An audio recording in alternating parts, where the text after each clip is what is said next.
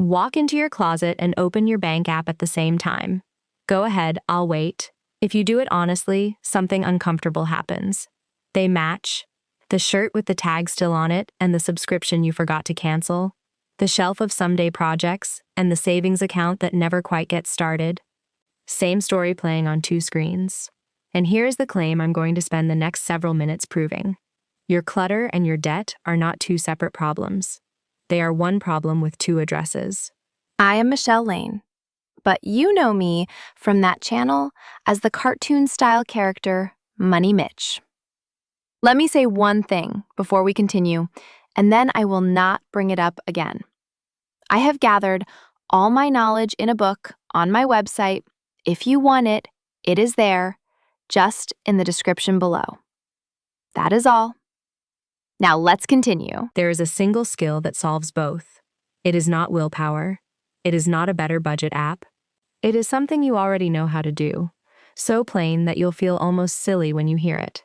But you don't get to hear it yet, because the last shift is the one that changes everything, and it only lands after you understand why the obvious fixes keep failing you. Let's start with the thing in the back of your closet that you haven't touched in 2 years. Here is what nobody teaches about stuff. Every object you bring home signs an invisible lease the moment you pay for it. Rent in square footage, rent in cleaning time, rent in repairs and insurance, plus a quiet background hum of attention, like a tap you never quite fixed. Most of us only ever pay the sticker price and call it a purchase. But the sticker price is the cheapest part of owning anything. The expensive part begins the day after and never stops. One Ookla study estimated that the typical American home holds about 300,000 objects. 300,000. You cannot manage 300,000 objects, and you were never supposed to. But you try a little every day, and the trying wears you down. Meanwhile, about 1 household in 10 rents a storage unit for the overflow. So the modern arrangement works like this. You pay for the stuff. You pay to house the stuff. You pay for a second house for the overflow stuff. And at some point, the stuff charges you more rent than your own body pays for its bedroom. Think of your home as having a space budget, the same way your checking account has a money budget. Every object draws on it. You would never hand a stranger $500 a month, but people hand over their square footage to objects that give nothing back and never notice. The moving truck test makes this obvious. Imagine you're moving in 72 hours. You can take anything you want, but you have to touch every item and make a call. What would you keep? Most of us would keep less than half. The furniture from someone you no longer speak to. The hobby gear for the hobby you quit. The kitchen gadget you have never assembled correctly. If you would not pack it for a new home, you don't own it. It owns you. You are just feeding it shelf space and guilt. And now the part that connects the two halves of your life. The part nobody warns you about. The reason you keep that stuff is the exact same reason you keep a subscription you never use. It's called sunk cost, and it runs both rooms on the same wiring. Sunk cost says I paid for this, so I have to keep it. But the money is gone either way. The only question left is whether you'll keep paying the monthly rent of guilt on top of it. Throw out a $300 kayak you used twice, and you don't lose $300. You lost that on the day you bought it. Throwing it out just stops the bleeding. The same goes for the streaming service you haven't opened since last spring. That monthly charge is a ghost you keep feeding because canceling means admitting the original decision was a mistake. So you keep the mistake alive in digital form, where you never have to look at it. A house fills up not with things, but with unadmitted mistakes. And a bank account drains not from big disasters, but from 1,000 small refusals to admit a purchase got you nothing. The tag stays on the shirt because taking it off makes the mistake real. The app stays on your phone because deleting it makes the wasted year real. So you keep them both in a comfortable limbo where nothing has to be acknowledged.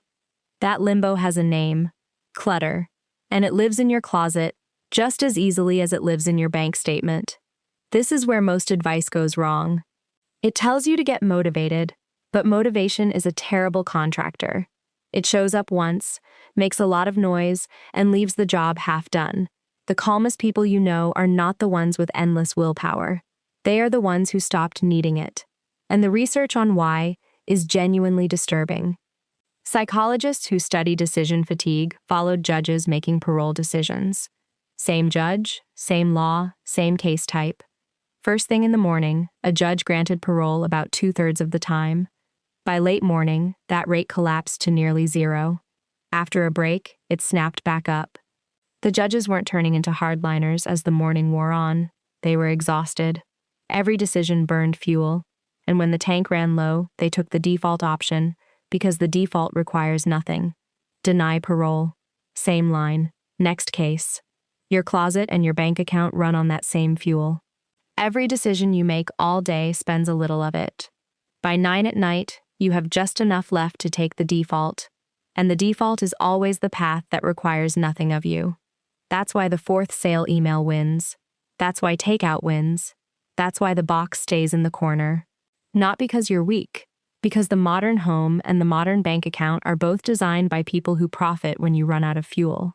The store wants you depleted. The subscription wants you depleted. The credit card company's entire business model depends on you being too tired to read the fine print. So here is the single skill I promised you.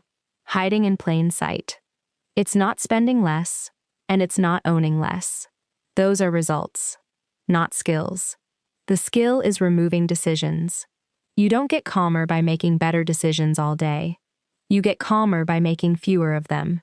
Every object is a decision waiting to happen. Every subscription is a decision waiting to happen. Every account, every app, every category in your budgeting spreadsheet, they all tax the same fuel tank. The people who look calm have not mastered their stuff and their money. They have reduced the surface area. Fewer objects, fewer subscriptions, fewer accounts, fewer choices. Less surface area means fewer places for mistakes to hide, and the few decisions that matter actually get the fuel they deserve. That's why the most powerful financial move you can make has nothing to do with how much you earn. It's deciding once, then making everything else automatic. The savings moves on payday without asking permission. The bill pays itself. The credit card clears in full because you set it to clear itself. You're not budgeting by force of personality. You're budgeting by architecture. And the same logic runs through a room. A drawer organized once is a decision made once. The moment you stop rifling through it every morning, you've bought back a piece of your brain. That's not tidying. That's fuel recovery. But here's the trap that catches almost everyone who tries to fix things. You watch a decluttering video, fill 12 trash bags, feel amazing for a week, and then the boxes come back. Not because you're weak. Because purging is not the same as changing. You can empty a room and refill it within a year if the intake valve is still wide open. And the buying was never really about the object. Research on the pain of paying shows that handing over cash produces a literal sting, a real neurological pinch. Credit cards exist to turn that pinch off. When you pay with plastic, you spend more and remember less. The apps on your phone are even better at it. One tap, no PIN, no signature, no moment of hesitation. They engineered the hesitation out of the machine, because hesitation is the only thing standing between you and their profit. Bored? Here's a package. Sad? Here's a package. Celebrating? Here are two. The box arrives, the dopamine hits, and 2 days later the object joins the other ghosts. The room refills because the real shopping happened in a mood, not in a store. Take a guy I'll call Dev. His garage had become a museum of abandoned futures. A woodworking table for furniture he was going to build, a road bike for the body he was going to get back, 3 bags of clothes for the person he was going to be once he lost the weight. He told himself the garage was storage, but storage is what you keep because it's useful. The garage was a graveyard, full of ghosts of selves he no longer was. Every time he opened the door, each ghost asked one quiet question: "When are you coming back to me?" The answer was never, and the guilt leaked into everything. It showed up as a vague, heavy tiredness.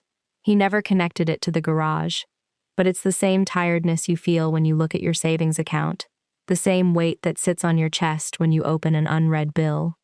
It's the weight of promises you made to a past version of yourself and broke. Dev sold the bike and the table and gave away the clothes.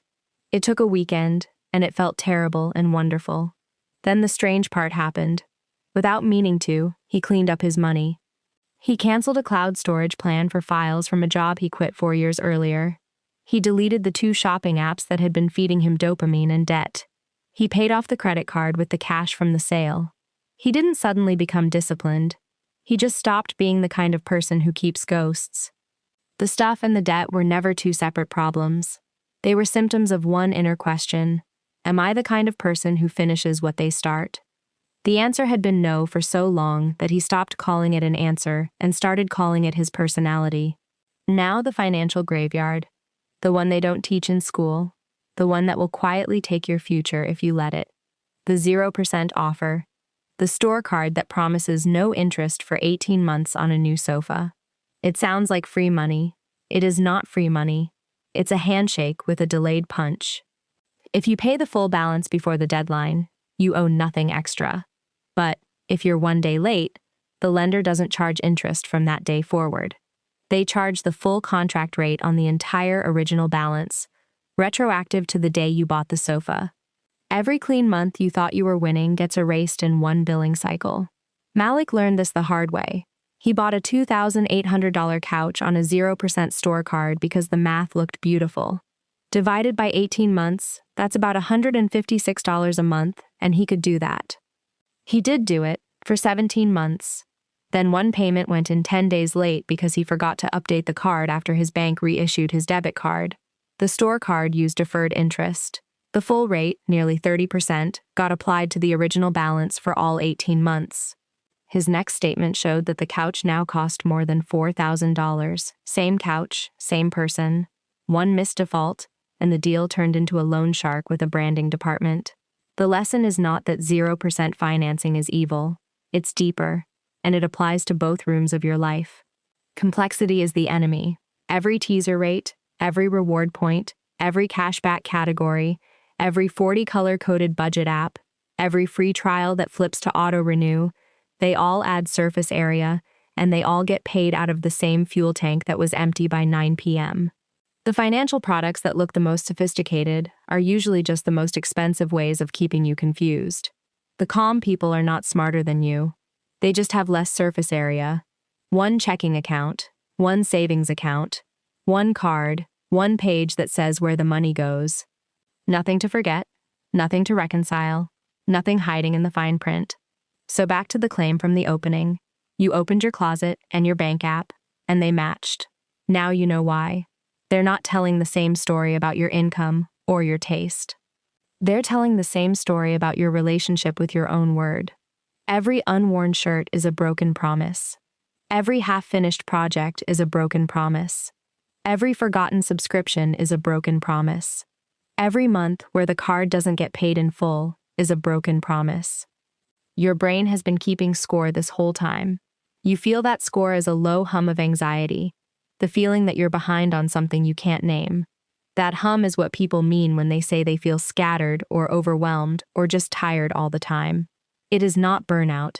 It is the sound of not trusting yourself. And here is the last shift, the one that changes everything. You cannot organize your way out of clutter, and you cannot budget your way out of debt, because both are downstream of trust. Removing decisions was the method. Trust is the engine. And trust is not built by big gestures. It's built the way muscle is built. Small promises, kept. Again and again. Not a 40-hour tidying marathon. One drawer tonight. Not a perfect monthly budget. $1 assigned a job this morning. One subscription canceled. One card paid in full. One statement opened instead of ignored. Every kept promise is a vote for the person you're becoming. And here's the beautiful part. Because the skill is one skill, progress transfers. People who clean out a closet report that their spending settles down. Not because the yard sale made them rich, because a person who keeps promises about space starts keeping promises about money. The two tables share one leg. So the single skill is deciding what is actually yours and making it true. Not more discipline, not a clever system, a kept word. Your stuff and your money have been piling up in the same place all these years, in the gap between what you said you would do and what you actually did. You can start closing that gap tonight. One drawer, one subscription, one honest sentence you say out loud, and then keep. Go back to your closet and your bank app. Take one more look. They still match, but you read them differently now.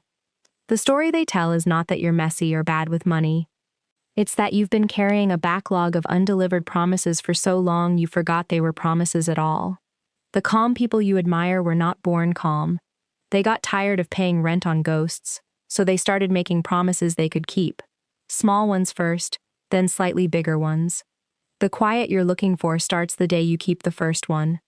If you want the mechanical side of all this, the plain step-by-step system for stacking kept promises in both rooms of your life, that video is waiting right there.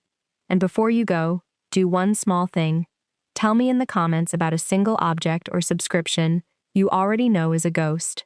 Writing it down is the first kept promise. I'll read every one.